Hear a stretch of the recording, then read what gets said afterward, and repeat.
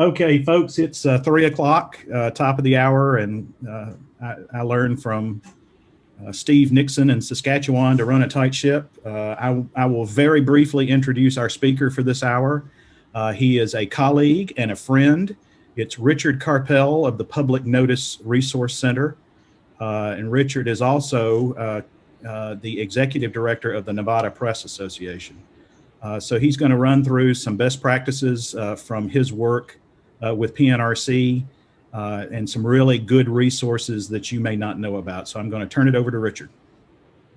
Well, thank you, Lane. Thank you for inviting me, and hello, everybody. Glad to be here today. So let me go ahead and get started. What I'm going to talk about today is I'll start with an overview of the political legislative threat. So to give you a sense of the context that this is all coming in, and then we'll talk about best practices, or really what you can do at your paper to help to deal with the threat. I think the first thing, again, setting the context. This is what's important.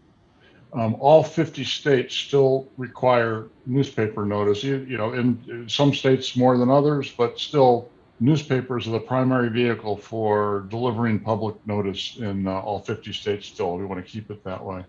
So more specifically, the legislative threats that we face are, number one is, moving notices to government websites. So moving them out of newspapers on the government websites.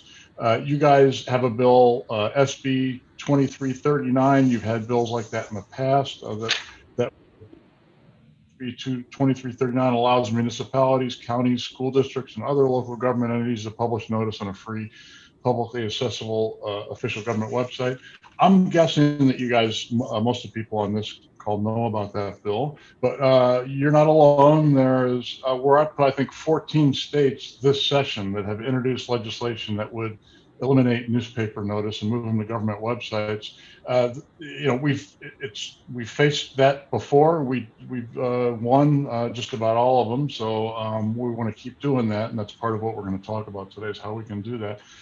I think the other thing that comes up a lot is eliminating what I call category killers, just bills that would eliminate a specific category of newspaper notice. These bills generally aren't bills about public notice. They're written about something else, and they just happen to eliminate the notice that's within the purview of what the bill is about. These are generally minor tax assessments, delinquent taxes, unclaimed funds, self-storage notices, budget notices, and so forth. Some categories are more important than others. Here's one. I'll give you an example of one that is a category that is not very important. And it's actually, let me move, before I do that, let me show you a good side. So I guess I skipped ahead. So what I wanted to say is, so I've just talked about these category killers, these bills that get introduced in lots of states that would eliminate a particular type of notice. The good news is, at the same time, and probably in larger numbers, we also see bills introduced that would add a particular notice in a category. And that was what I wanted to give you an example of. You got one in Mississippi. HB 431 requires the Mississippi Commission on Wildlife, Fisheries, and Parks to publish notice in multiple places, including once a week for at least 3 consecutive weeks in a newspaper. It was introduced by a guy named Randy Boyd. I don't know much about him. My guess is he's probably an avid hunter or fisherman and wants to make it harder for people to regulate it. Whatever the case is, that's an example of, it's not going to make a huge difference one way or the other if that bill gets passed. The reason I mention it is it's a good sign, right? People are writing a bill that's about something else. They know that there needs to be a notice component in the bill, and they just naturally use newspapers as the vehicle, and that's a good thing. And I think that shows. When I look at the health of public notice, I try to count the numbers of these that we're seeing around the country as well. Again, most of them don't pass. Most bills that get introduced don't pass, but it's just good to see it happening. And so, your HB 4330 or 431 is an example of that. So let's talk, now let's get into the best practices part of this session. And let me start at the highest possible levels. So public notice has been running in our newspapers, in some cases for over 100 years, right? And so we, we don't need to sell them. I mean, they got to put them in our papers. It's required by law. And I think for that reason, we've tended to take them for granted. Sometimes some papers kind of treat them as an entitlement. And I think just in general, not treating the folks who are required by law to put notices in your newspaper, not treating them like customers is a big problem in our business. And so I'm going to get into specific best practices now, but I think all of it is colored by this. I think we need to change our mindset in the newspaper business, and start thinking about how to really deliver effective notice. The one thing that we cannot deny, right, is circulation is down.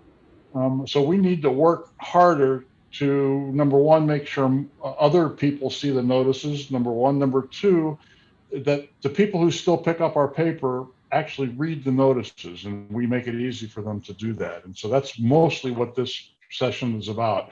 So number one, I mean, pretty basic stuff, right? The notices must be readable, which in part has to do with type size, but there's other things as well. Let me give you an example of what not to do. So this one right here, if you can see this on my screen, this is a notice from a few years ago. I just grabbed it and have kept it in this presentation. It's from Wyoming. I think it's applications for drilling oil wells. No one can read this and make any sense of it. So I think the issue with this is, in addition to making it really difficult for people to actually read, I think the other problem here is that this newspaper is signaling to its readers that it really doesn't care if anybody reads these things, right? I mean, that's the message I take away from this. So we gotta make sure that the ads that we publish are distinguishable from the surrounding text. So make sure they're readable. We got to make sure that they're easy to find, right? We just can't stick them in the back of the paper and forget about them. That doesn't mean that they can't be in the back of the paper. Don't get me wrong.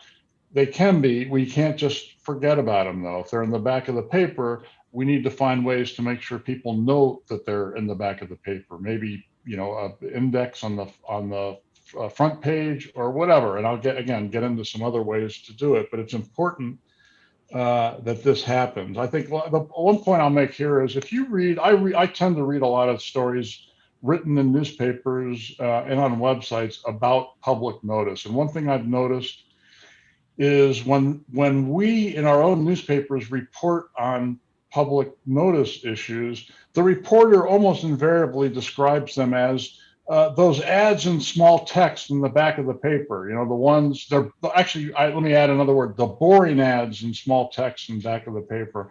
Almost every time I read a story, I see our reporters saying that. So that's an example of how sometimes we can be our own worst enemy. But the reality is, they're picking up on something that has been a part of our attitude or the way we treat public notice for a long time. We need to get away from that. They can no longer be the ads in small text in the paper. They need to be ads that are important that people read. So here's one of the easiest ways to make sure people find your notices is just through design. There's a bunch of ideas here. The idea isn't that you need to do all these or that any of them are going to work for you. They were presented at a conference that we did. A guy named Ed Henninger was a design consultant, presented some ideas about how to bring more attention to public notice, and here's some of the ideas he came up with. Again, it's not, you don't need, some of these may work, some may not. The point is, I think, is we need to bring a fresh set of eyes to our public notice section, just like we do sometimes with other parts of the newspaper. We need to, through design, think of ways to bring more attention to the notices in our paper. I'm going to give you an example of a guy who did it, I think, really well. This is a paper in a small town in Kentucky. And the guy who is the owner of this paper and the owner and publisher used to be an editor. And when he was, I talked to him, he always considered public notice as news. And so he decided to treat them like news and present them as such in his paper, as you can see. and I'm going to say it once again, this may not work for you. It's a lot of, a lot of newsprint. You don't have to do it this way. I think this is a particularly effective way of kind of bringing attention to the notices and acting as if they're important news that you're presenting. But there's other ways. Again, rethink how we're published, how they look in your newspaper, and that's a good example of one. And it's in print and digital is really important, which means they need to go on your website. Your notices that you publish in your paper need to go on your website. They need to go on the Mississippi statewide website. And why is that important? Well, when we fight these battles with legislators and policymakers who want to take notices out of newspapers, the argument they make every time, they want to frame the argument as newspapers versus the internet. If the argument is newspapers versus the internet, we lose that argument. So the argument isn't newspapers, or that's not what it is. It's not newspapers versus the internet. It's newspapers and newspaper websites versus government websites. So newspapers and newspaper websites versus government websites, we win that argument every time because newspaper websites have more eyeballs, right? We got more readers than the government websites. And so the idea of notice is to bring attention to official acts and proceedings and so forth. We can deliver that not only through print, but also through the web. I happen to think print is a better vehicle. Don't need to get into that for now, but at this point, you need to be able to do this. And so we only can make that argument if you're actually posting the notices on your website.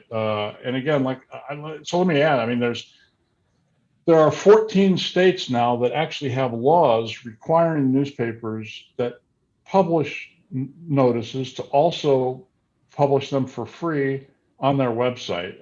All 14 of those laws were supported by state press associations in those particular states. And they needed a way to signal to lawmakers that they're serious. The state press associations needed to say, look, we're serious about this stuff. We realize the internet is important. All of our folks are posting the notices on their website. So that's why it's important for you to do it. And I think, let me go back to what I said before about making them findable in print. You got to make them findable online too. And really, it's a simple matter of, on your homepage, on your website, you need to have a link that says public notice somewhere prominent so people can see it, so the legislators can see it. Let me clarify, not classified, right? So some people put their notices behind in the classified section and have a link that says classified. People don't understand our language, right? If they want to see public notice, they want to be able to find them. We want to be able to let them know that they're on the website. We need to have a separate link for public notice.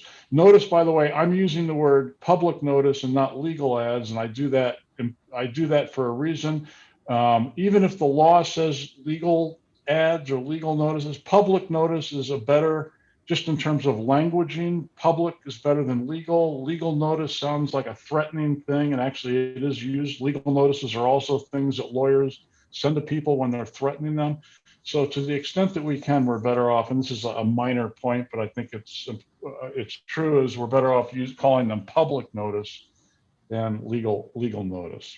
All right, so print and digital, not behind a paywall. I don't think I got to belabor this. If you got a paywall, make sure that your public notices aren't there, because people expect that readers and members of the community are going to be able to access those notices without paying you for it.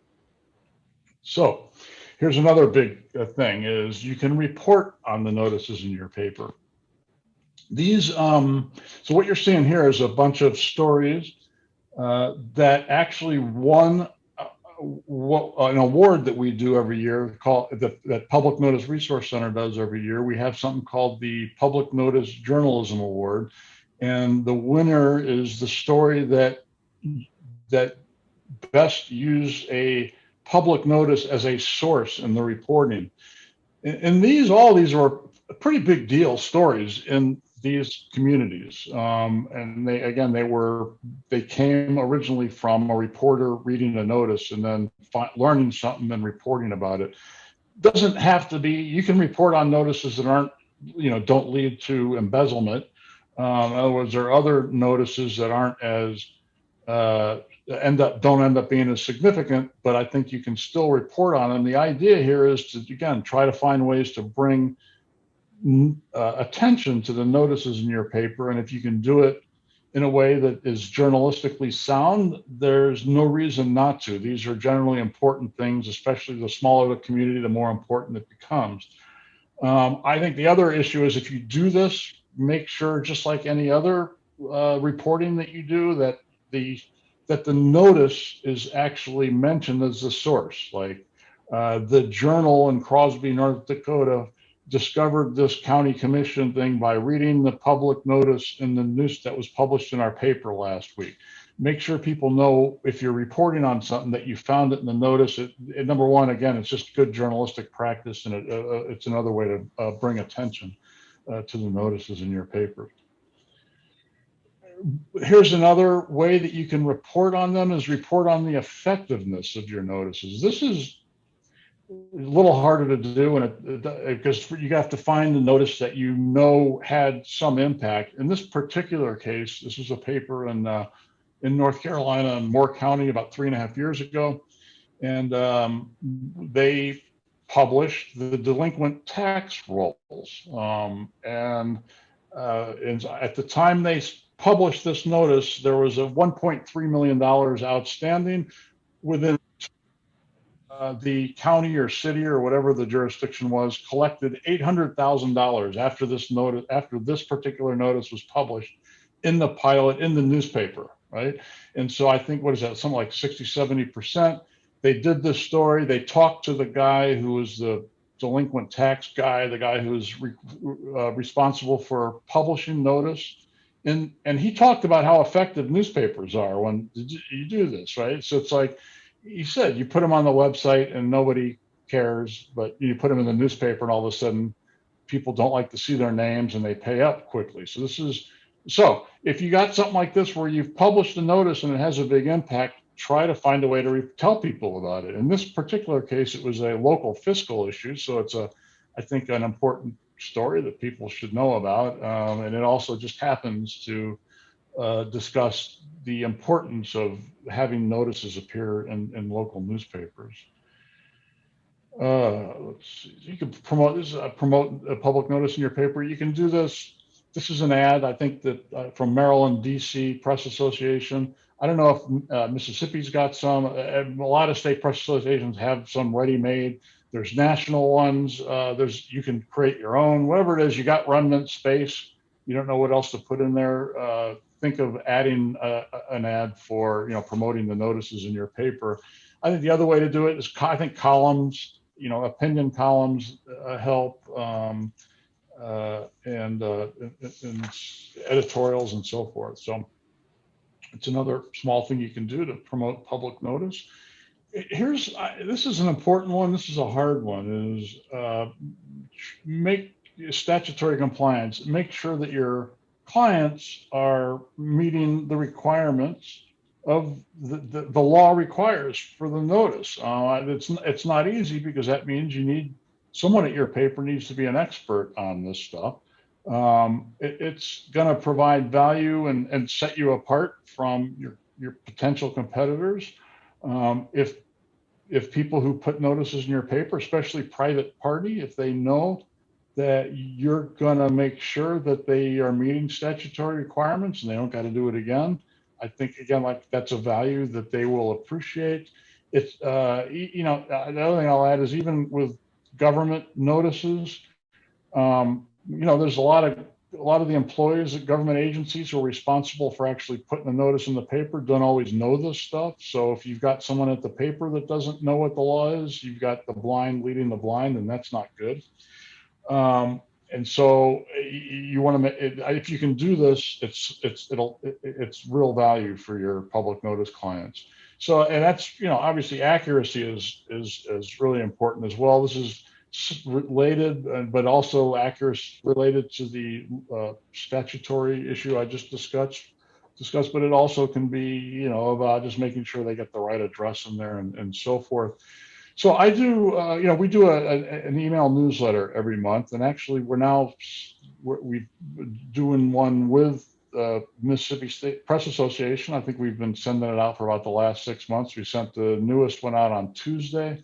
I'm guessing that some of you may already be getting those newsletters. The one thing I'll point out is almost every newsletter I'm writing about, either like this past Tuesday, there was a couple of cases in Oklahoma where in one case they had to, what was it? They had to redo an election or something. I apologize for not remembering the details, but huge effort needed to be undertaken. Meetings need to be rescheduled. Bond issues need to be done over again, and so forth, because someone didn't get the notice right. And so I see I get Google alerts about this stuff. See about, I'd say average about 3 or 4 stories every month where a notice was published and it was mistaken, and they either had to do it over again, the local jurisdiction, or they had to take a risk that someone's going to complain at some point, and they just went ahead and did it even though the notice wasn't legally sufficient. So it's important to get it right. And how do you ensure accuracy? Well, I guess you try the same thing you do with your reporting. You need to have some kind of systematic process to make sure that that your paper knows that what's being published is exactly what should be published. When I talk about these mistakes, more often than not, the mistakes come from the client. Sometimes from newspapers. Sometimes newspapers don't publish notices that they're supposed to publish. But again, more often not the client, but you should be helping the client to the best of your ability, make sure they get it right. So you only can do that. Obviously, I think you need to train your employees. I think statute, it's the people at your paper, and it could be maybe you, depending on your paper and how big it is.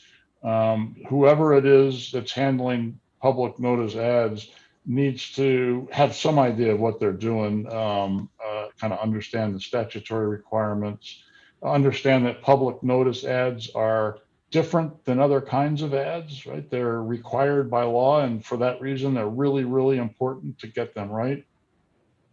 So make sure people understand that, so that you do that by training them. And here's another one, build relationships. A little bit different than some of the other things I talked about. I think this is really what I mean here is you want to build relationships first and most importantly with your clients. And I'm talking about, and again, it depends on the state, depends on the county, but the sheriffs, the court clerk, the county and municipal clerk. Sometimes these people are elected officials, in some places they're appointed, but they're the ones ultimately responsible for the notices that are placed in your paper. And sometimes, in a lot of cases, to be honest, they're the ones that we're fighting with at the legislative level. In a lot of cases, it's like the counties and the cities that are the ones who most often are the ones who want to pull notices out of newspapers.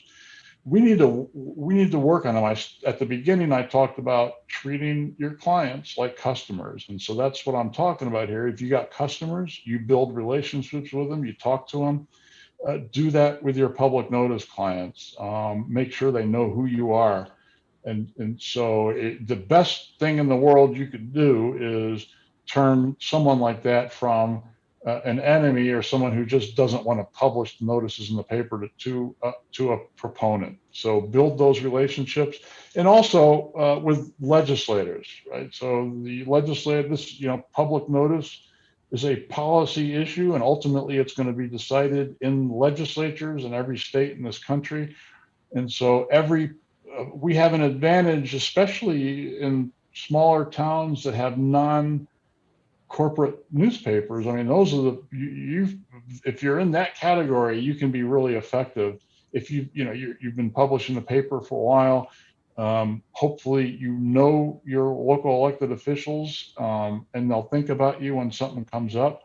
But even if you don't know them, it's good to get to know them and to do it before you need their vote, right? And so that's another, I think another important thing is just be talking to people about public notices and why it's important to keep them in newspapers, which means that you need to understand kind of like what your arguments are. We do a book called American Tradition. I know that I think the last issue was probably a year and a half ago. We sent it out. A lot of you probably have a copy. If you don't, I can send you. We've got it in PDF. That publication includes all the important arguments, I think, about why newspaper notice is so vital and why it remains vital, even though we're in the internet age these days. Yeah, Richard, I know. Richard, I was going to interject. We have the PDF copy that you custom made for Mississippi that also has those valuable comparisons in the back about newspaper website traffic versus government website traffic. So I will reshare. Oh, okay, cool. So that was really it. I mean, I had at the end, so this is the last slide. Right after this, I've got 4 slides about what some of those talking points are, what I think the best arguments are. I guess I'll end here and see if anyone wants to hear those. If you got any questions, I'll ask any. Feel free to ask questions, or Lane, you want me to just go ahead and do it? Take 5 minutes to go through this. Yeah, go ahead with some of these, or do you think it's not necessary? No, go ahead. All right. So here's. I'm going to start with, of course. I'm going to start with my favorite argument. Not everybody buys this one, but I talked about it briefly a second ago. Serendipity is better than websites. Print is better than a lot of electronic sources for delivering official notice. And why is that? It has to do with how we read notices, how we take in information, right? If you're reading a newspaper, it's what we call a lean back experience. In this case, this woman here on the screen is not leaning back, but she's looking at a broadsheet. And when we do that, the way we read a newspaper is our eyes scan the page, you generally top to bottom, look at the next page. There's 150 years of newspaper design work that has gone into figuring out how to get people to read the stuff that they didn't pick up the newspaper for. That's not the way people get information on the internet, right? And I think the reason I think this, by the way, is an important argument is because people get this when you explain it to them, but they don't, not a lot of people take the time to think this through. But when you're on your computer, when you're on the internet or you're on your phone or iPad or whatever it is, you are looking for specific information, and we're generally drilling down to get that information. And because the internet is so messy and loud, we need to screen everything out. So basically it's a process of trying to find information and screening out everything that you don't want to see. And so you lose that serendipity. And so that's, to me, the number one reason is you got to keep them in print. Because of this reason, people will find them in print. People who don't pick up the paper to read the notices will find the notice. If it's important, there will be people in the community who read that notice because they happen to find it in a newspaper, whereas it gets lost on a website. I got a good story in that American Tradition book about what happened a couple years ago in Michigan that describes that process and how important it is to keep them in print. So you got to be able to make this argument and then shift to, okay, print is better, boom, but we also put them on our website. We realize that it's another way to extend notice. So it's newspapers and newspaper websites. Print is the best, but we also put them on our website. And that's the argument I like to make. And I think this, especially in rural areas, is probably the strongest argument. So I know that there's plenty of rural areas in Mississippi. I spoke last week to Wyoming, and so this is for Wyoming, this is a perfect argument. There are lots of people, especially when you get out into rural areas, that just aren't on the internet, and they tend to be older. They tend to be the more vulnerable citizens in your community. So you move them to the internet and you disenfranchise a bunch of people. And I know that this is an argument that a lot of lawmakers and policymakers really respond to. So I think it's a good one. This is about independence, right? You don't want the fox guarding the hen house. So you don't want the government that is responsible or required to publish a notice to be the ones responsible for doing it themselves. Or same thing with private parties. You don't want private parties. You had to pass a damn law to get them to make them publish the notice. Why are you going to leave it up to them whether or not it gets published? You need to have newspapers overseeing this whole process. Now, this argument only makes sense if we're paying attention, right? If we're paying attention to the notices they should be publishing, but they aren't.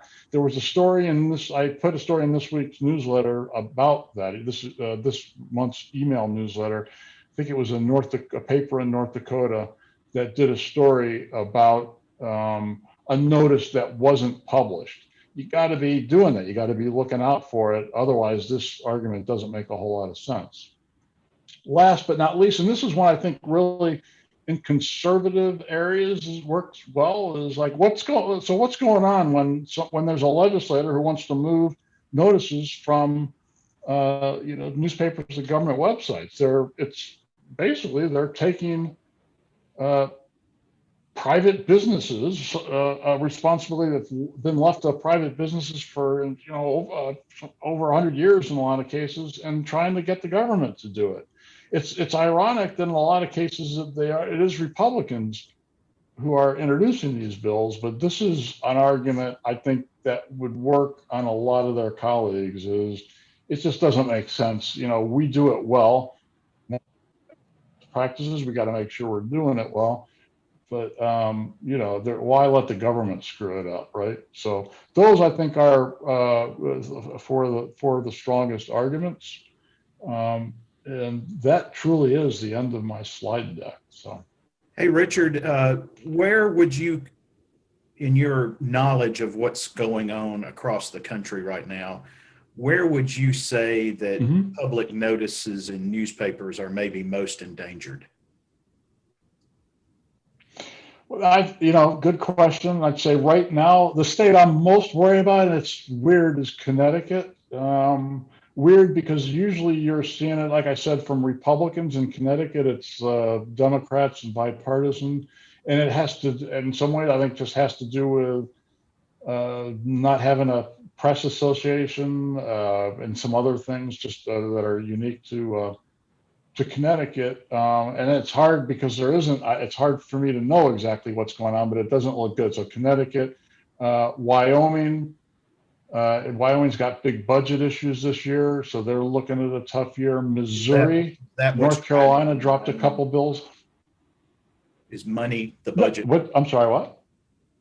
No, I don't. I think in Wyoming, my sense is about the budget thing is it's usually an excuse for people who want to get rid of newspaper notice. And if they can find an argument, they'll use it. I don't necessarily think that's happening with everybody in Wyoming, but you've got real issues because of oil stuff going on in Wyoming.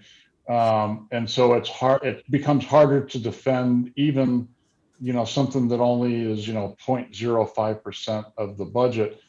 I think in general, like when you look at states like Missouri, North Carolina, I said Florida is another one that's going to have a tough year this year. I'm probably missing a couple. It generally is partisan rancor. It's generally the enemy of the people. Republicans is what I like to call them. It's it's not just that. There's always been a contentious relationship, I think, between newspaper and the news media and legislators. I think what's different in the last several years is it's really part of their prime argument these days, right? Is the newspapers and media lie to you? I mean, the other thing is they conflate. Obviously, local papers in Mississippi are not CNN, they're not Fox, they're not MSNBC. They're local papers covering the area in the same way in Nevada here, it's all over the country, but we kind of get put into that big category, and so in a lot of cases it's a specific thing. Like North Carolina is a good example, and Florida too. Legislators who don't like their local newspaper, and year after year after year, the guy in Florida, it's the same guy now for 3 straight years, has come back after trying to get notice out of newspapers. And he's one of these fake news guys, right? And so I think the biggest thing driving all this is that, like the direction of the Republican Party when it comes to the press, and specific complaints by legislators who want to mete out some revenge against reporting that they don't like. So I think that more than anything else is what we're dealing with. Well, I'm glad that you did cover the talking points, because it's valuable for our members to know those talking points. We obviously use them regularly in our work at the Capitol.